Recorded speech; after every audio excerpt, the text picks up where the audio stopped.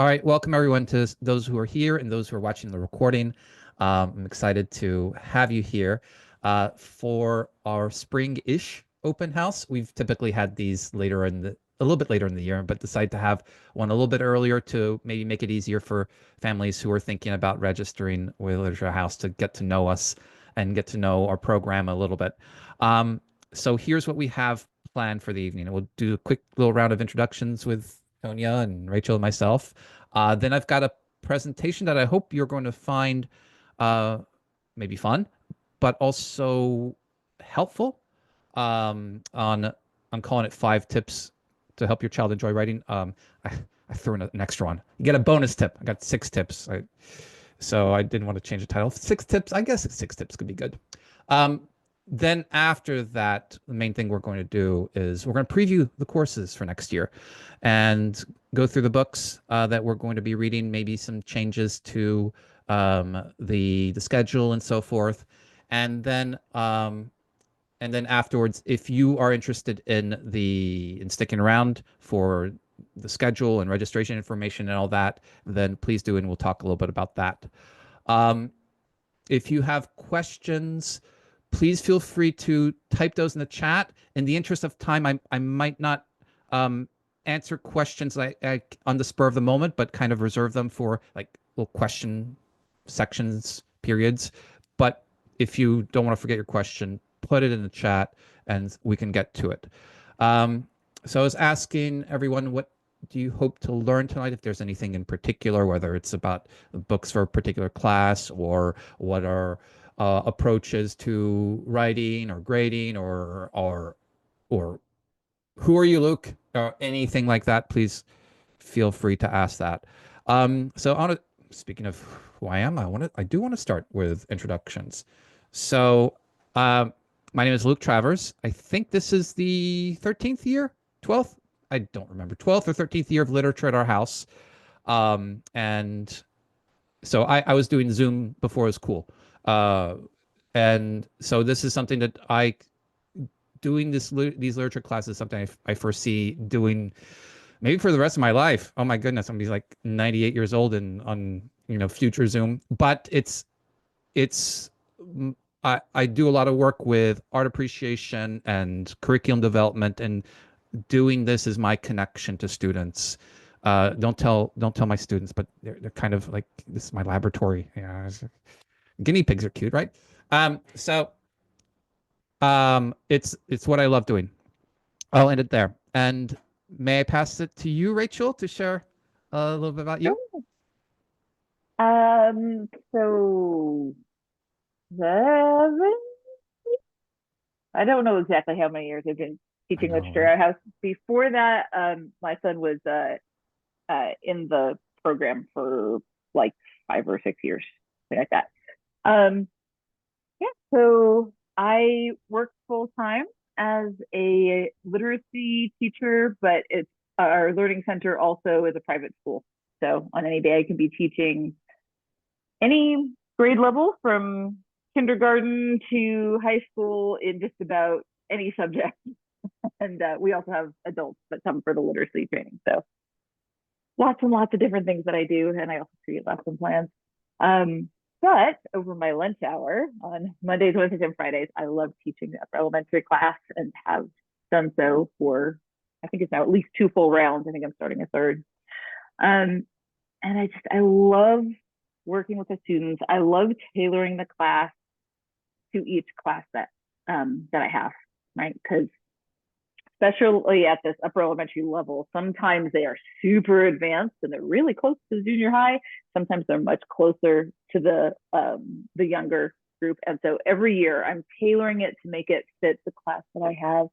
And we get over the year, students grow so much. And I love seeing the enthusiasm grow and the delight. So I love doing this. Cool. Over to you, Thanks, Tonya. Rachel.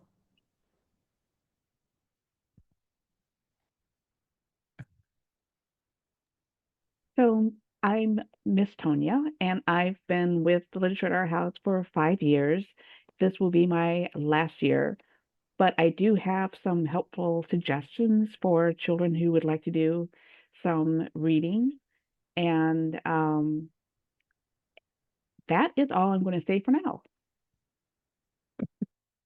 I'll add that Tonya, I've known Tonya for almost over 20 years. The first time I stepped into a literature classroom when I was, what, 24 years old, 25 years old to teach my first class, it was in her class to watch her teach and she was teaching, I remember the book, Caddy Woodlawn, for a lower elementary class in a private school in California. And so that Tonya has been a thought partner, a mentor, and someone I've really enjoyed these last 5 years with and learning from and learning with. So, okay, introductions out of the way. If you're just coming in, got a couple people coming in. Please feel free to say hi in the chat. Let us know that you can hear and see, and to indicate if there's anything in particular that you'd like to learn this evening. So now we are going to start with this presentation. Okay, all right. Let's see. What can we say about writing? I'm curious, from you, are there, what do you struggle with getting your child to write? I see one comment here of a reluctant writer. YP says they've got a reluctant writer. Yeah, Tony, we've known each other for 20 years, right? And I'm curious I'd be interested to hear what kinds of challenges you have. Now, what I want to do with this is I want to start off by telling you a little bit about how we approach writing as part of our literature class, because we have a writing workshop that's separate from the literature class. We also have writing within the class, but I want to indicate to you how we incorporate writing in the class. The purpose of writing is to help us love literature. That's the purpose. We're not writing to become better writers. That's not the primary focus. It's not a separate, okay, let's learn to write class. No, it is an extension of the discussion and the classroom. And when you're in the classroom and you're having a discussion about something, sometimes you can think of an answer. When have you been like this character Taran from the Book of Three, and impetuous? And it's like, I don't know, maybe at some point. And sometimes an immediate answer might come, and sometimes you need a little bit of time to think about it. And writing, being an extension of the discussion, is your opportunity to think more about your answer, to clarify your answer. And so we take on our deeper thinking about the books and the writing. And we share the writing with each other. It's not something that's just shared with the instructor where they're going to take out their red pen and mark it up. No, there is an end goal to the writing, and the end goal is the shared experience of this novel, this play, this poem that we're reading together. Hearing others' experiences. When have you been impetuous like Taran from the Book of Three? Oh, the time you jumped off the roof. Oh, okay. I did something like that too once. And that bonding, that sharing of experiences fuels your empathy of the characters and your enjoyment of the book. So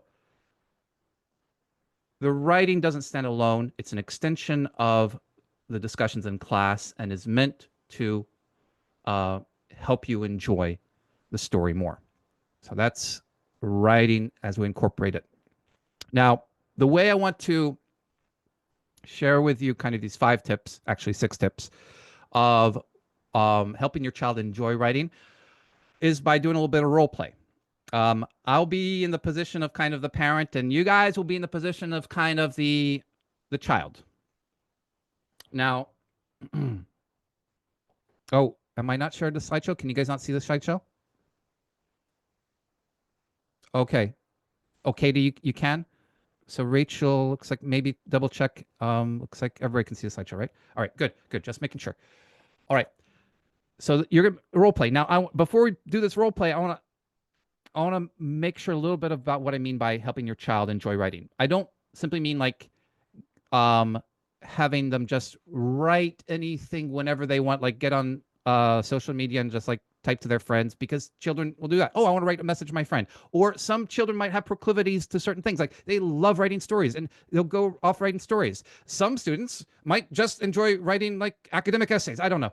But the goal here is not just to have them develop a joy of writing and become non-reluctant writers, but to enjoy improving their writing, to enjoy developing their style, developing their clarity of writing.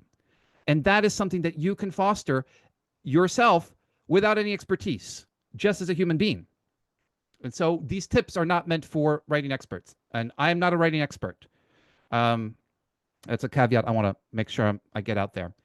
So let's see, what else? What other caveats do I need to get out here? Couple of other caveats. Different students have different abilities and different needs. Some of these tips I'm going to give may work. Some of them may not work. I think in general they'll work for mostly everybody. Now, also different grade levels. You know, Tonya teaches the lower elementary writing workshop, and there's certain things that she's got to do for a second grader that I do very differently for an 11th grader. So we'll keep that in mind, that there's variety there as well. Okay. I think I've got what I want to say out of the way. So if you're coming in, please feel free to put the questions in the chat. I may not get them to them immediately, but I'll come to them after I finish this quick presentation. Okay, I hope it's relatively quick. So we're role playing here. All right. Now we're all here, and I'm assuming we're all here because we enjoy reading books, and I want to ask you a question. Start a conversation. What is a work of fiction you enjoyed as a child? Now, okay, I'm treating you as a child, but you're an adult. Okay. What's a work of fiction you enjoyed as a child? Maybe it's something you read on your own. Maybe it's something that you read with your parents. Maybe you were 3 years old and you picked up a book and a picture book, and you really enjoyed it, and you still have a memory of that. Maybe it's something from 5th grade and you read a children's novel and your English class, and you really enjoyed it. Can you think of a book? And if you'd like to participate, please feel free to put that in the chat. Please feel free to participate. I'm not going to expect it, but in the interest of time. But if to kind of maybe get the sense of how these tips work, being in the child's position, being in the student's position is very valuable. Just as a side note, I really like to be a student as much as possible, for me to be able to be on the receiving end of instruction, to realize, oh, that was long and boring, or oh, that was pretty exciting. It's so helpful to be in that position. Okay, Little Princess, A Wrinkle in Time. Great. All right, cool. First 2 Lives of Lucas Kasha. What did you enjoy about the book? And maybe I'm starting the conversation with you. What did you enjoy about it? And you're telling me a little bit about what you enjoyed about it. Maybe it takes a little while to think about it. Maybe I'll ask some more questions. Who did you read it with? Okay. Did you read by yourself, curled up at night with a flashlight in bed? Did you read it with your parents? Maybe with your dad, who really enjoyed it? Okay, and Ariana, I see 3 Musketeers. Tonya, Olga the Polga, it's about a guinea pig. Okay. All right. Were there characters you especially bonded with? Do you remember those characters? Why did you bond with them?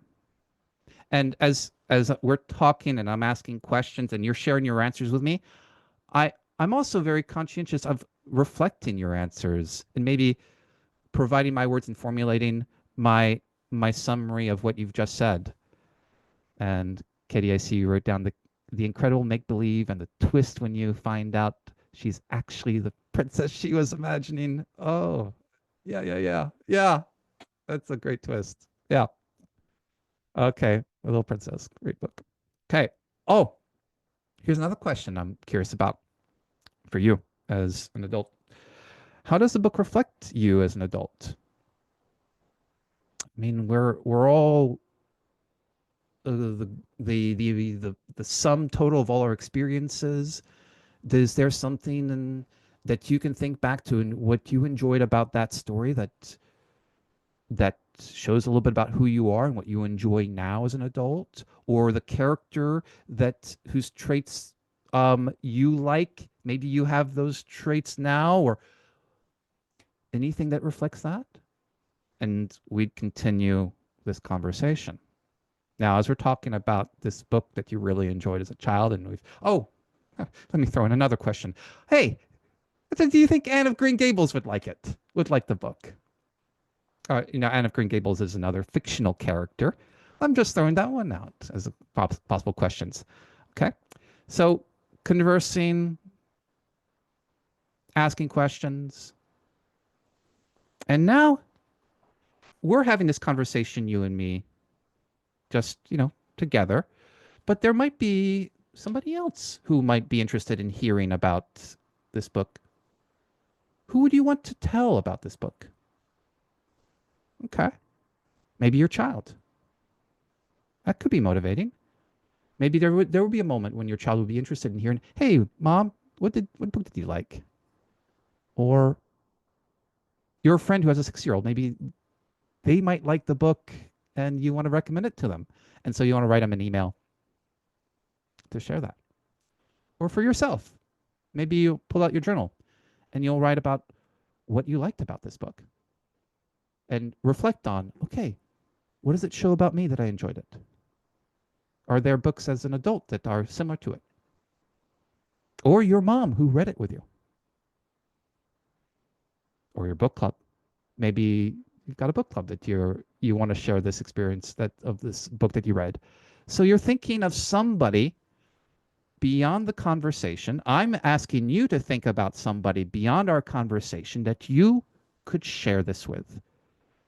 I'm asking you to think about an audience for a piece of writing that can be viewed, that can be read, that can be useful to someone else.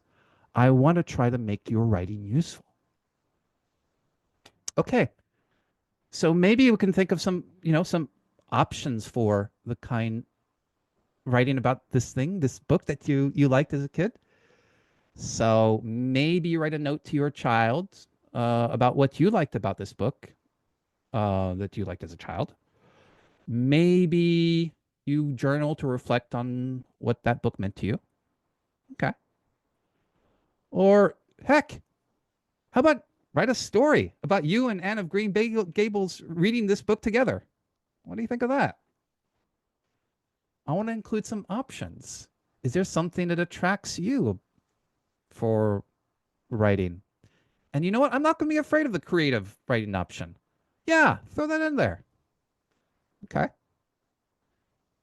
So I'm curious about which direction you'd go into. Who would you want to write to about this book that you like? So we've had a conversation where we've kind of generated thoughts. We've put out some options about what you could write about that could be motivating to write about. Now, next, I'm not just going to assign this writing and then leave and go have a sandwich. No. I'm going to participate in this with you. You want to know what book I enjoyed? This is one right here. It's part of a book series of like this portal that would open up and like little kid would, not a little kid, Nicholas would, like, I guess he was a teenager, would step into it and go into this pirate world. And really enjoyed reading that as a kid. I was like 4 or 5 years old. I think I did less reading than my mom did. All right, I'm going to write along with you. So what am I going to write about? Let's see. Here's what I'm going to do. I am going to, while you write your story, your letter, your journal entry, I'm going to write a letter to my mom telling her what I enjoyed about reading this book with her. Now, why am I going to do this? Because not just that I want to share the experience with you, but because one of the important things is I want to kind of teach you how to write. And if you're excited about doing your writing, you're going to want to see what I write about. And you're going to see me write as an adult. You're going to see me with good sentence structure. You're going to see me with punctuation. You're going to see my writing with clarity. And you're going to eagerly absorb that because you're going to be very curious about what I'm writing because you're writing something similar. We're thinking along the same topic. Okay, and this is my opportunity also to think about, okay, how am I going to write this? If you know what, if I think my child really writes brief sentences, maybe I'll show how complex sentences look in my writing. So I'm going to kind of naturally include anything that I want to if I think about it. But I'm not really, you know what, dismiss that. I'm just going to write for my pleasure. I'm going to write this letter. Now, here's my letter to my mom that I wrote. What do you like about it? Now, this is something that we do in class often is I have students underline the parts they like and then share why they underlined that part. Would you highlight what you like? And feel free to, if you want to in the chat, to jot down the phrase, or if you know how to use the annotation tool, feel free to go through and read this and share it. Let's see. Tonya, may I get you to read this letter? Of course. Dear Mom, I still remember how excited I was to read about Nicholas traveling through the portal to another world. I still feel that same sense of adventure today, like every day is a portal to an adventure. I loved going to those pirate adventures with you as a child, and I think that helped shape my eagerness for travel and wonder as an adult. Thank you for reading those stories to me. Love, Luke. All right. Thank you, Tonya. And then here I would ask for anything, any particular highlights. Invite you, the child, to underline what you like about this. And then I want to read your writing and I want to point out what I like about it. Now, if I'm not going to be the last reader, if it's going to another audience, if it's going to your book club or something, then I might afterwards ask about things that might confuse me. I say, or you might, Tonya, you might say, look, it kind of confuses me why you're using the word adventure so many times. Wondering, and I look at that and say, yeah, I am using it a lot. Oh, okay. Maybe I could change the words up a little bit. But starting off with the highlights, and here's why.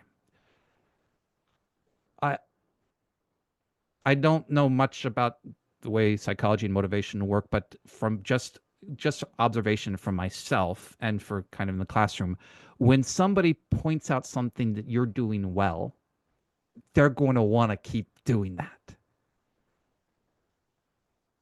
So I see somebody's underlining like every day is a portal to an adventure. Oh wow. That's okay. Good. I like that sentence too. I'm glad you like it as well. And then if you're the adult, you can kind of share what you liked about it. Okay. Thanks for sharing your highlights here. So just to sum up, here's what I got. These 6 tips, I guess. 1, focus on the child's interest. Whether now that doesn't mean that it's everything they write about has to be about Minecraft. No. But it's generated from something that is on their mind, that they are wanting to contemplate, that they're wanting to think about. Talk about it. Converse and ask questions. Writing, I see as an extension of speaking. And so speaking about it gets you to think more and more clearly about it. And then that kind of translates over to, okay, I've got something to say in my writing after I've had the opportunity to think and say it out loud. Asking whom you could write to, that's making the writing useful and functional. It's why do we post on social media? Because we get to see how many people like our posts. And it's, oh wow, it's being read and it's being used. Right? Why do I write an article? Because I want people to read it.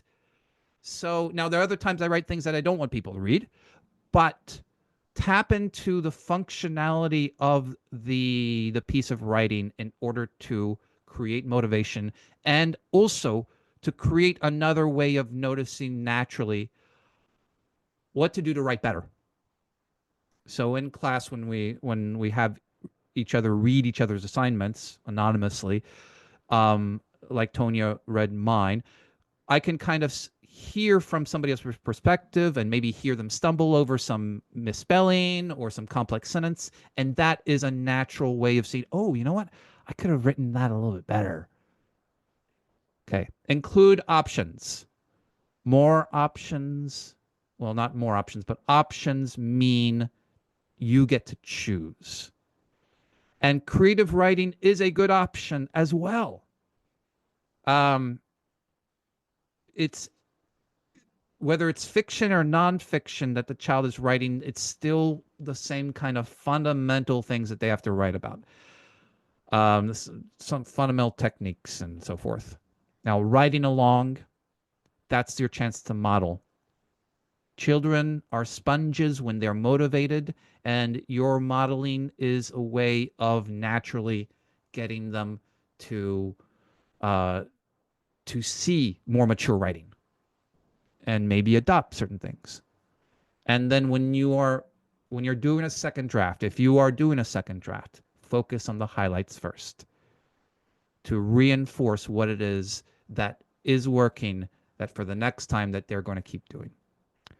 All right. Okay, so I'm going to pause right here. I want to see if there are any questions. And then in a moment, I'll invite Tonya and Rachel to chime in and share what they think they like. And Katie, I see the incredible make-believe and the twist. Okay, you know about the little princess. Yeah, and Lucy, thanks for the smiley face. All right. Any particular questions?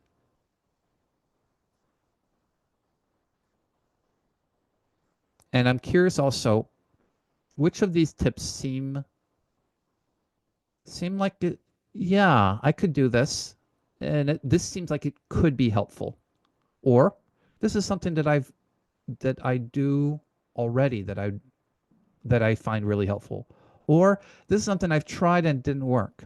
But I'm curious about your impression of these tips. If you just want to put like a number, like which ones you like, you can do that. And let's see, Tonya, may I start with you? Tonya, anything you'd like to add from your experience?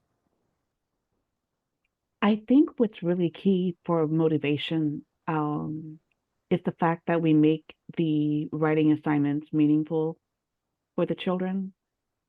That And the other thing I would say for younger children or for children who are probably not fluent writers yet, there does need to be a little bit more help with the structure of what a paragraph is, the structure of what a story is, and then let them take off from there. And over time, that just takes a lot of practice too. So that's all I have. Thank you, Tonya. How about you, Rachel? Is there anything that you'd like to add? Yeah, I really love this piece in the upper elementary class because there's a lot of variety among the writers. There are writers in the upper elementary class who can write a page and a half, 2 pages, and it's like full of spectacular vocabulary and it's perfectly edited, and you're like, wow, that's really cool. And there's other writers who write answers to the prompts that are 3 to 4 sentences, and it's work for them, and that's expected. There's a lot of variety in the upper elementary class, and like I said before, we do a lot of tailoring each year to the students in that class, and I'm often surprised because we create the writing prompts throughout reading the novel, and sometimes I think something is the best prompt ever, and it gets panned by the class. They're like, nope, that's a terrible prompt. I'm like, is it? Okay. And so speaking to that, we're finding what's going to engage the students, and that's the point of creating this joy and this engagement with the literature, that we're finding things to write about that's going to be meaningful to them and that they're going to write at the level that they're at. Mm-hmm. And that just grows because it's a 3-year cycle, and those students that start off with this 3 to 4 sentences grow over time to write more. So it's a beautiful process. Thanks, Rachel. And I'm seeing in the chat a little bit here, Katie, you like number 3 and number 5. Doing a lot of discussion about books, a lot. And we're just getting into writing. And then YP has got, I like number 2 and 6. And we'll see her in the recording. And Ariana, you like number 2, talking about it and conversing about it. All right. Wonderful. So those are my 5 tips, 5-ish tips. And it was actually good for me to kind of step back and to think about this for myself. Part of the reason why I mentioned I'm going to do this till I'm 98 is because I want to constantly grow and improve as a teacher, and um, and this is the opportunity to do so and to reflect and to think about what is it that's working to help the students grow and to help the students in their mental development and in their joy of literature. Okay, and speaking of literature, let's preview the courses and the books for 25-26. All right. Now, as Tonya mentioned, this is her last year and she's retiring, but she's got some books that she'll share as kind of some books that can be done independent study or for lower elementary students.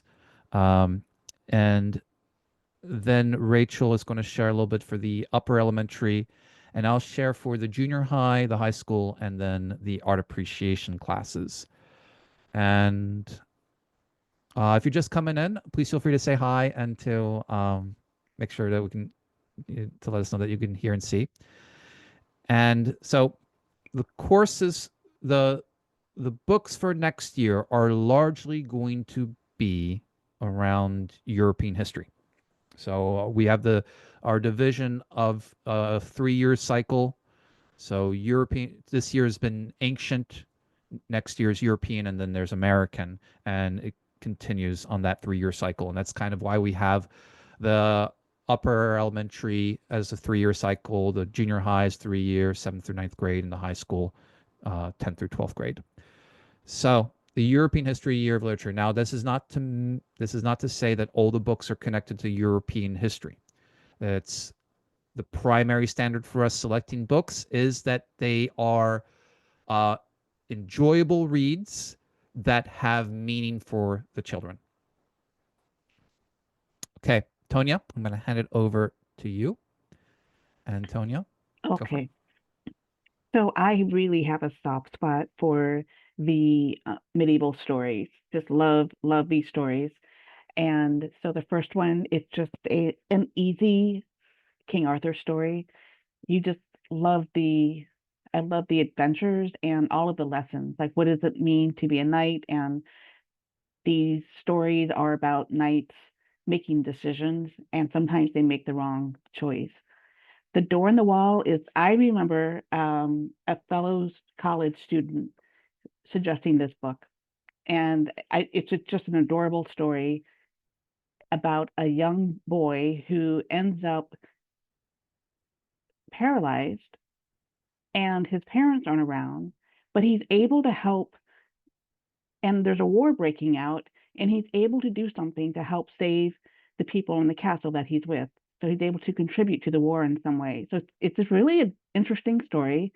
Um, Robin Hood, I put this book up here. I don't think it matters necessarily like which Robin Hood book you find. Kids find Robin Hood very appealing and those stories. So this one, it's just like an easier one to read that I think most children would enjoy. And by the way, this is for anybody who is in the, second grade, third grade, or even older who wants summer reading, or add a few other books to their repertoire, I would say. The reading, okay, this one, The Real Thief, is kind of a little mystery. What happened? You see this little goose here? He's a guard. He guards the treasury, the king's treasury, and for some reason the treasure goes missing, and so there's a bit of a mystery. He gets in trouble, and he doesn't understand why. So you find out. Half Magic. Okay. This is the first of a series. This is modern day story of a family, and the children find an old coin that's magical. And you'll notice that, and these knights are in the front here, there's going to be lots of references to the knights of King Arthur and all that in this story that I thought would just be appropriate to fit in here. And so this is just a fun fantasy story. I have never read Don Quixote, but I found this one and I love the first line. The first line says, "I go crazy from reading too much," something like that. So, we just got to read this one. And this one looks like a fairly manageable one for younger readers. Now you'll see that I'm kind of going from easier to harder books. So I put these two at the end of the list. This Narnia book is one that my son recommended. It's called The Horse and His Boy. Not the boy and his horse. It's called The Horse and His Boy. So there's something about the horse owning the boy, right? I don't know. I've never read this story, but I really like the Narnia stories because of the earth-shattering world they represent. And the last one is probably the most challenging, but it's a lovely story. Black Beauty. You learn how to look at people and their character through the eyes of Black Beauty and his friends. And so it's a more serious but very endearing story that does have a little bit of sadness in the end. So and it's just one of my, I just love it. So that's my recommendation. I'll pass it back to you, Luke. Thank you, Tonya. All right. And now turning to the upper elementary and Rachel. Thank you. So our books for next year, we usually start with the Book of Three by Lloyd Alexander. This is a great adventure story. It's a lovely place to start the year. It's easy to get into. At the same time, there's a lot of depth in this book. And so it's a great way to start the year. You really get to see a character in situations where you see them again and see how they interact and respond differently. And it's really valuable for students to notice that, because students are growing, right? And if they're like, well, how do I know something that you can, if that something's changed in myself or in someone else, you can be like, well, how do you know something changed in a character? You see how they interact differently when they're presented with a similar situation. And all sorts of fun and all sorts of smiles.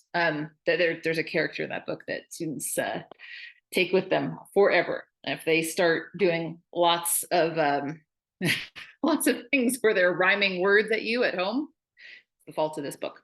The stories of King Arthur's knights, just like our Greek myths this past year, or this current year, I guess, these are foundational stories, and students very rapidly pick their favorites, and it's not all of them usually. And so we tend to hear about that, and we talk also about like, well, why wasn't this one your favorite? But super engaging, and really helpful for students to gain a broad feel of like, well, what's the structure of an Arthurian legend? What does that mean? And can I engage with that? Can I do some of my own writing? And considering how dramatic this age group likes to be, usually the answer is yes, they can. And they're really happy about it. Hatchet is one of those books where students tend to be a little surprised by how much a character can grow in a situation that's usually very foreign to them.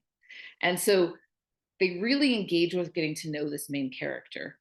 And that offers us all sorts of opportunities for exploring why they respond to that character that way, what that says about the character, but also what they admire and what they want to take with them. Because this is about making these pieces of literature part of themselves. It helps you grow, become a better person. So Hatchet is one that tends to students tend to start with like I'm not sure about this, and then really keep it as a valuable novel that they love. From the Mixed Up Files of Mrs. Basil E. Frankweiler is one of these books that students tend to do a little bit of that kind of the cock of the head, like the puppies do, where their ears swap. They're like, "What are we doing here? And what is going on?" And they have to bear with this novel for a little bit, and then there is so much depth and so much to draw from that sometimes this one gets the favorite book of the year, because there is so much to explore. And our last one of the kind of the core books, because we always, like I was saying before, flex to meet a class where it is, and we adjust, is The Secret Garden, which I'm always just so delighted to teach this book, because it has two main characters, and the way that we see the first main character learn about herself, and the way we see those things reflected in the second main character, and how we see them grow together, and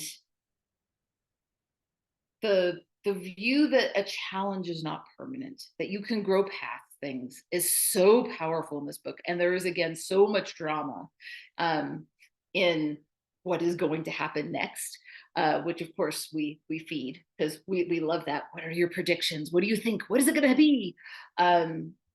It is a beautiful experience, and again, one that often wins favorite of the year. So that is what we have coming up. It is a lot of fun. These are really powerful, impactful novels that students love to grow with, and they're fun to share. Fun to teach too. This Yeah. might be my favorite year of the upper elementary literature book selections. And Rachel, you're describing those books where the students are like, I'm not quite sure about this one. I really like those books. It's like, okay, good. I'm glad you're not sure. And then you see the transformation as we discuss them and get to know them, and then they start to really see, they get a kind of revelation about what it means to be growing up, and they get it through these characters in this story. All right. Thank you, Rachel. Okay, so I'm going to breeze through junior high for next year. These books, so one, just to articulate a little bit of the difference of junior high versus upper elementary, besides the age and all that kind of stuff. Junior high is when we are starting classics that are meant or were written for adults, but their plots and their themes are very relevant and very connected to a tween, a preteen, a teenager, a young teenager, and they are stories that are very plot driven, that the students will really get into, but then realize also there is something very valuable about what it means to be a human being that is being conveyed that I can take away from this. I'm not going to go through each and every one of them here, but I'm going to give a couple of highlights to illustrate. This is the European literature year, but I started often with The Miracle Worker, and I'm probably going to start with The Miracle Worker again this year, about the Helen Keller and Annie Sullivan, who is teaching Helen Keller, and the passion that somebody can have in loving somebody else to help them grow. And this is often right from the start a favorite story for the students. I've got a novelized version called Beowulf: A New Telling by Robert Nye, and that's one that we don't tackle the Old English Beowulf, but this is essentially the same story written in modern English, and we get into that and get some fun medieval stuff that we eventually then link to later stuff, because there's a whole, we get into some philosophy with that one. Okay, ugliness is tied to evil, beauty is tied to good, and then we'll see that reversed in The Hunchback of Notre Dame, where beauty is, like in the Captain Phoebus, is shallow, and then the ugly character Quasimodo is actually good. And Victor Hugo's The Hunchback of Notre Dame is our big novel of the year. And in that, it's a love story, but a love story not just about two characters who fall in love. It's a love story about multiple different kinds of love: infatuation, obsession, genuine love, idealized love. And so students start to think about, okay, the feelings that somebody might have for another that are kind of romantic, they can have very different qualities about them. And they get along with all those kind of insincere kinds of love, they get the genuine, sincere love from one character in particular. Then got 12 Angry Men in there. Justice is a big theme. Fairness and justice is a big theme, and then throw in a tad bit of independence in there, and that's often a favorite. Throw in some more independence, and you've got an enemy of the people. Ibsen is by far my favorite playwright, and anytime I can try to get in an Ibsen play and share the the subtle growing of characters and conflicts with my students and have them experience that, I do. As I said, I was going to not do all of them, but I just really enjoy these books. Cyrano de Bergerac, perhaps, yeah, it's been a long time. My favorite play. The story of that long nosed guy who is actually an amazing fighter, an amazing poet, and amazing so many other ways. Could do and get anything he wants except for love, because he's got this huge schnoz. All right. And The Scarlet Pimpernel. Wonderful story. Love story again. Just pure bliss of an adventure. Okay. That's enough there. The junior high book list is pretty much set. I've taught all these books many times. The one that might get tweaked is An Enemy of the People. Might throw in a different Ibsen in there, but we'll probably be doing An Enemy of the People. Now for the high school. You've got two categories here. You've got like some core books and then some possibilities. I've taught the high school maybe 5 years. So, and before that, I didn't teach high school, and the high school was an add-on. And so in this little experiment of literature at our house, I'm constantly trying to find the books that really resonate and really work with students. And I've got a few here that I'm going to indicate that are definites, that they're beloved. And the first one is Jane Eyre. And we're going to start the year with Jane Eyre, that young orphan who sets off to find her place in the world and to find love, and along the way has to figure out who she is. So it's very much a story of like teenage growth, self-identity. You can kind of almost see it as like an extension of from the mix-up files of Mrs. Basil E. Frankweiler, in a way, going back to the upper elementary. We will very likely spend time with Othello by William Shakespeare. It's the one I've taught the most.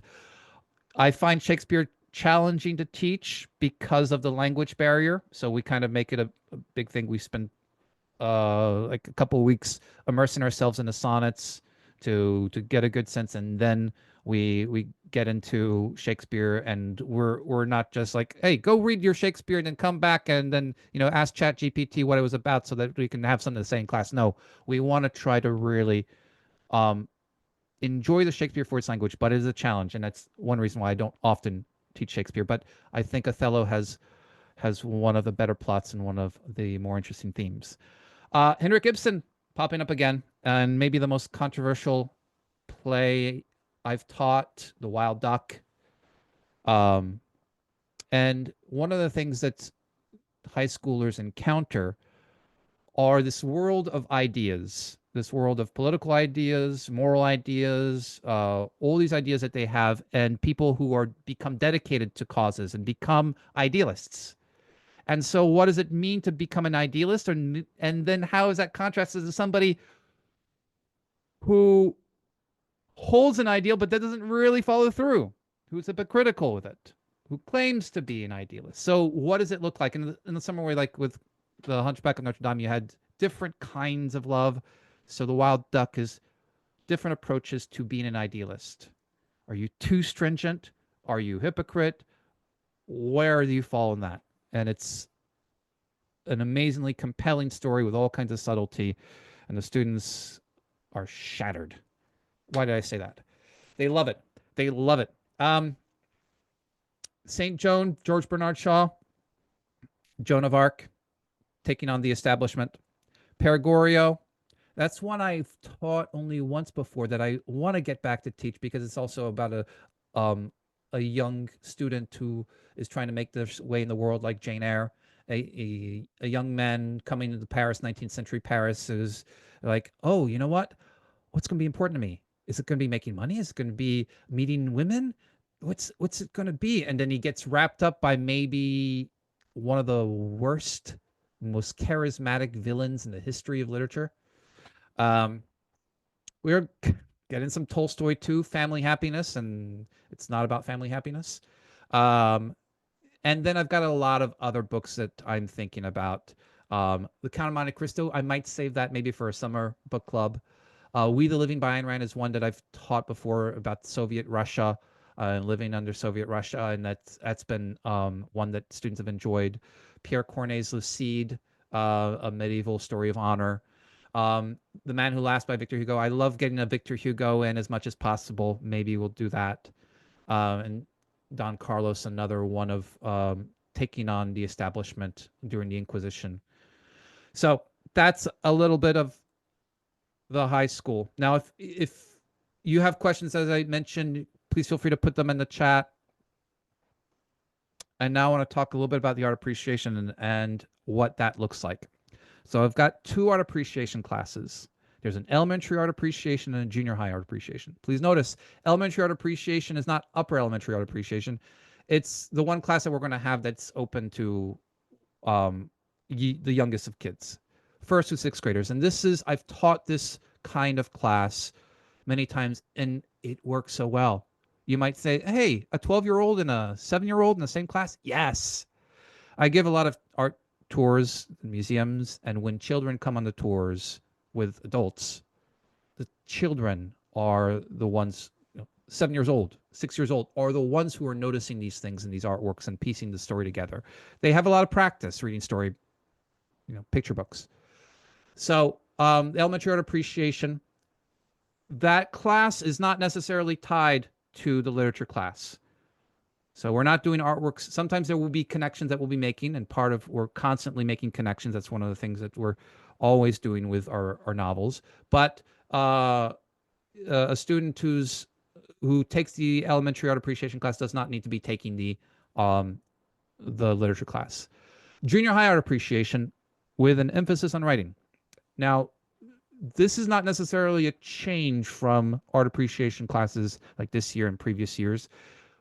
We already do a lot of writing. The way that we appreciate art is by writing, by describing. We use our words to immerse ourselves in the artworks. And the analogy I think about is when we're reading a novel, one way that we want to try to really get into the novel is to picture things, to imagine what Quasimodo looks like. And the more you can picture and imagine and visualize, the more you're in the reality of the work, and the more it comes to life for you, and the more you enjoy it. And the painting is the reverse. You have the picture already, but the more you provide the words, the more it comes to life for you, the more you're immersed in it. So we write every class, every artwork we look at is description, is immersing ourselves, giving quotes to the characters, imagining the other senses, all this stuff that I do with Touching the Art, my other venture. So emphasis on writing. And it's really fun to see everybody like writes about this painting. Okay, who are those two people looking at the moon? What's going on? And then we share our readings of these artworks together to build the story together. Okay, so this is open to all 7th and 9th graders, but if there's uh, um, a high school student who wants to jump in, yep. Is the writing homework? No, the writing is during class. Now, there has been a little bit in this past year with the junior high art appreciation. The students put together their own presentation that they delivered for the literature class. So they did we were doing mythology, ancient mythology in the junior high literature class, and so the art appreciation students found a mythological artwork, had their reading of the artwork, and background story. So we did it in class, but then they did some editing and tweaking for it as part of homework. But predominantly the writing is in class, and that's a little bit different from the writing workshop. The writing workshop, which I don't have a slide for, the writing workshop. What's my next slide? Okay. The writing workshops are an extension of the literature classes. Now, I'll go ahead and share the schedule here. So, okay, if you have been here because you're interested in kind of hearing about our program and the pedagogy and so forth and the books that we teach, and you're not interested in like the technicalities of next year's classes and so forth, I want to say thank you very much for joining. And please keep in touch. But if you're interested in the particularities of the schedule and registration details and things like that, please, I invite you to stick around. As mentioned before, we don't have a lower elementary literature class planned because Tonya is retiring. And so we've got our upper elementary literature class. We've got the elementary art appreciation. Depending on interest, I might do an upper elementary writing workshop, and I'll definitely be offering tutoring, schedule dependent, of course. And then I've got 2 sections of the junior high literature. I'm adding, this past year I had 1, I'm adding a 2nd section of junior high literature. So there are 2 of those, meeting at different times. And then there's the junior high writing workshop and the junior high art appreciation. And of course, the high school seminar at the same time that it is this year. Okay. Registration is open. Think for both returning families and for new families, if you go to literature@ourhouse.com, you can find registration for 25-26 there. I want to add in a couple of, well, if there are any questions, and then I want to add in 2 things. Just looking forward to the summer. I'm thinking about a few things. I'm calling it a big book club. There are certain books that are just too huge to really do during the school year because they take up 3-4 months. And I want to get a little bit more variety in. So the Count of Monte Cristo is 1,500 pages. It's breezy, but it's 1,500 pages. And that I might do that as a kind of junior high, senior high book. And what we do is maybe meet once a week or something like that to enjoy a book together. For maybe there might be something for the high school students like War and Peace or Atlas Shrugged or something like that. Play reading group. So this would be kind of a shorter little thing, maybe meeting twice. We read the first act together. Maybe the students read the second act on their own, and then we read the third act. And then I'll be offering writing tutorials. Let's see, Kathy asked, if we sign up for one section, can we change later to the other section if we need to adjust for scheduling? And so that is for the junior high. I think that should be okay. So the scheduling of these is contingent, of course, upon having a minimum number of students. I think I'm going to have the minimum number of students, and I think I'm going to have space. So I like to keep the number at about 12, around 12 students. So there should be enough flexibility, Kathy, so that if there needs to be a switch during the year, that could be accommodated, because both sections are going to keep kind of the same schedule of books. And one more thing, something I've been doing with adults. I'm calling a parent play reading group.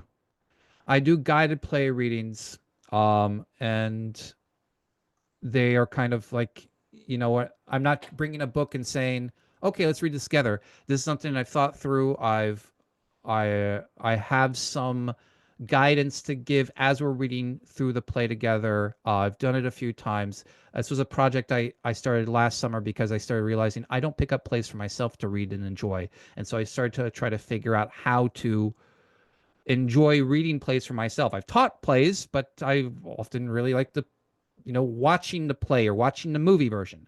This is specifically for reading plays, and there's a different kind of enjoyment that you can get from reading plays that I've discovered that I really like. That I now love reading plays, and I've tried to get that, to share that with adults. And I've done a few of these sessions, and I want to extend that to opportunity more to literature at our house family. So that's that. Okay, I think we're near wrapping up. I want to see if Rachel or Tonya, you'd like to chime in with a last word here. And what I'm going to do is I'm going to go back to the. Just eagerness. It's I love every year, but I agree with you, Luke, that this particular year, some of like the highlights. So I'm looking forward to what class to class next year and to sharing these lovely novels. Thanks, Rachel. I don't have any comments right now, but yeah, the curriculum looks fabulous. And Tonya, you may be gone next year, but I'm going to be emailing you and asking you questions and asking for recommendations. And I'm glad that you'll always be kind of a part of the Literature House family and a link to what A- we're doing. Absolutely, absolutely. Thank you. Thanks, Tonya.